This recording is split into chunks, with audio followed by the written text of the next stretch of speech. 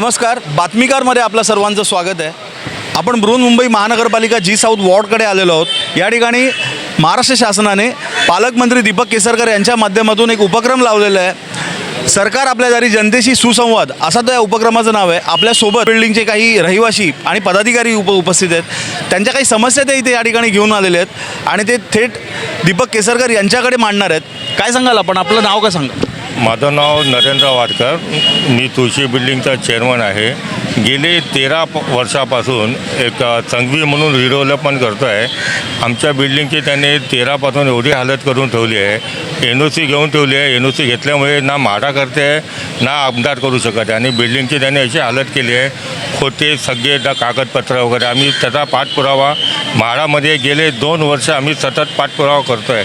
Hearing झालं, हेअरिंगला पण तो हजर झाला नाही आणि आता आमच्या बिल्डिंगची अशी अवस्था आहे, सगळा प्लॅस्टर कोसळते आहे, कौलं फुटलेली आहेत।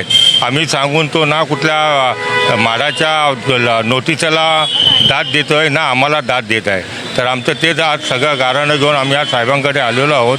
मग आमचं सगळी कागदपत्रे म्हाडामध्ये सगळी आम्ही सबमिशन केलेलं आहे, तरी आम्हाला आज न्याय मिळेल की नाही यासाठी आम्ही इथे सगळेजण बिल्डिंग तुळशी बिल्डिंग रहिवासी संघ आम्ही संपूर्णपणे आज इथे आलेलो आहोत। तुळशी बिल्डिंग ही या विभागातील सर्वात जुनी आणि एक जाणती इमारत आहे। या ठिकाणी त्यांना न्याय मिळेल की नाही अशी देखील शंका त्यांनी उपस्थित केलेली आहे। दीपक केसरकर यांच्यापर्यंत ते आपलं म्हणणं मांडणार आहेत। रिद्धेश कदमसह मी अभिषेक शिंदे, बातमीकार, चेहरा मुंबईचा।